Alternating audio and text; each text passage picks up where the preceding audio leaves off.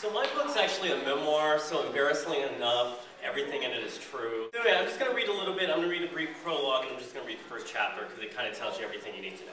So, you used to be a stripper, he asks. I'm on a date at a bar in Providence, Rhode Island, where I live. It's my first date in months. Okay, more than a year. The guy is cute in that dorky way I like. He reads books, has lived in New York. I really want this to work. I really want a kiss. Yeah, back in DC when I was in grad school, I answer. You danced around and spun on poles and stuff, he says. Not exactly, I say. Mostly I just stood there and let people play with my dick. His jaw perceptibly drops. I continue. See, DC used to have some of the wildest strip clubs in the country, surprisingly enough. Customers could basically stroke our dicks and feel us up. That doesn't sound legal, he says, mouth in a suspicious smirk. Well, no one really knew if it was legal or not, but it had been going on for years and the cops sort of turned a blind eye. It's different now, but that's how it was when I danced. It's hard to believe this happened in our nation's capital, he says, taking a swig from his PBR. I know, right? But you have to remember that the mirror was on crack for most of the time. He nods, and I never thought of that kind of way. So why'd you do it, he asks. I knew this was coming. It's the inevitable question, the first part of what I've unaffectionately come to call the interrogo-go. It's when people try to figure out if my reasons for stripping jive with their notions, often informed by TV movies, daytime talk shows, and news magazine exposés about why people strip. Because of this, I keep things simple. It was just something I'd always wanted to try, I say. He kind of smiles, and though I don't know why, it relaxes me. Did you feel used with all those guys pawing on you, he asks. Sometimes yeah, but most times no. And it certainly wasn't the first or last time I'd ever felt used at a job. But generally it was a lot of fun. I mean, it was all about doing something that was a little unexpected and out there, you know? So, how'd you start? Well, it was sort of like this. Fuck it.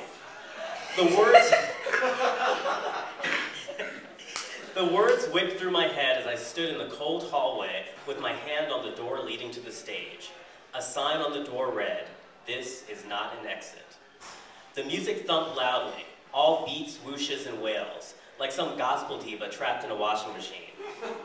I took a rushed breath, twisted the doorknob, and walked inside, going from the sunshine of the hallway into the midnight of the theater.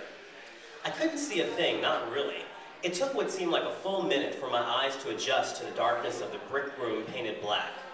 I started to make out the outlines of figures seated in the rows of seats in front of the stage and standing along the back wall.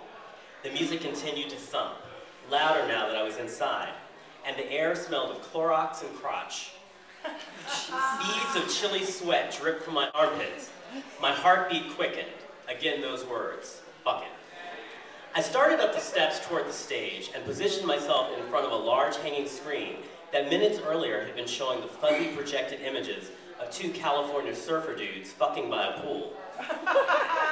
Once I made it to center stage, the DJ in the overhead booth switched on the spotlight. I was now burning in a hard white sun. Dressed in a too-tight t-shirt and shredded, hanging off my ass jean shorts, I looked like the slutty boy at summer camp. The one who frequently disappears with the artsy male counselors. Oh my God! Before my eyes could get used to the spotlight, the DJ bellowed over the loudspeakers in a 70s game show announcer voice. Gentlemen, welcome to the Follies. Our next dancer is making his first appearance here. Put your hands together for Craig. This is it, I thought. There's no putting your khakis back on now. I stood there and started to dance a little bit. Fortunately, there were no Chippendales-like dance routines needed here. It wasn't that kind of place. The guys who came to the Follies, Washington, D.C.'s oldest gay porn theater, and if you believe their ads, home of the hottest all-male burlesque, wanted flesh and they wanted it fast. This was less strip tease than strip touch. The dancer's job was to get on stage, disrobe quickly, try to get a hard-on, and then walk out among the customers who, for a tip, generally about $1, got to stroke, fondle, poke, and prod the dancer's bod. It was more like sex than dancing, and it had become my job. This was quite a change for me, since I spent most of my days as a graduate student and teacher at the University of Maryland in College Park. Going to classes, giving lectures, grading papers, all on a campus so idyllic and grassy that it was used as a school in St. Elmo's fire. But I was ready for a change. I needed it, even if I couldn't explain exactly why. As I stood there on stage, the Wailing Diva song played on. I knew I had to start taking something off, but I didn't really know how to do it. Like most people, I'd never given much thought to taking off my clothes. It was just something I did. And it wasn't like there was a training course or some apprenticeship program for aspiring strippers. First, I lifted up my t-shirt, grabbing it from the bottom and pulling it inside out over my head. I'd later find out that this was the girly way of taking off a shirt. Once my chest was bare, I sucked in my stomach and felt my nipples harden in the cold air. Next, I took off my jean shorts, first playing with the front snap, slowly lowering the zipper and letting the denim drop. I wasn't wearing any underwear because, I mean, come on, no self-respecting summer camp boy slut wears drawers. Then I stepped out of the shorts one leg at a time. I was now entirely naked, except for my sneakers and 2 white tube socks on my feet. My grandmother had given me these socks for Christmas a few months before, and I really liked them because they had dark gray patches at the toe and the heel. Once again, I thought, fuck it, and headed out into the audience. There was no one in the first 2 rows, which had several broken seats covered with duct tape. So I walked over to an older guy in the 3rd row. He smiled as I stood in front of him. He placed a folded dollar bill into my sock and put one hand firmly behind my balls, using the other hand to grab my dick. I got rock hard as he moved his hand back and forth. I couldn't explain why. It wasn't like he was hot or anything, and I could even make out a bit of old guy smell beneath the general fire. But here I was, as hard as I'd ever been. It wasn't so much what the guy was doing to me, as the fact that after years of thinking about this, I was actually doing it. I stayed with him for about a minute. In my mind, I imagined a parking meter. I was wondering how much time he should get for $1. My set lasted only 10 minutes, and there were about 6 other customers I had to get to. I slowly pulled away from him, leaned over, and whispered, "Thank you." "No," he responded, "Thank you." I left this guy and moved on to the next customer, who sat in the back row. He was an Asian guy in his 20s. I positioned myself in front of him, my dick still at full mast. "That looks dangerous," he said, as he put some bills in my sock and started stroking me. His head lowered and his eyes fixed on my dick like it was some kind of target. Then he pulled on it with all his might, like he was in a yanking contest at the county fair. "Whoa, man, slow down, jeez." I put my hand over his and moved it slowly back and forth. "Like this," I said. He looked up sheepishly and gave me another tip. With my time almost over, I made my way to the last guy in the back row, who was by far the weirdest. He was short and fat, with pale, pasty skin, and a few shellac wisps of hair plastered to his nearly bald scalp.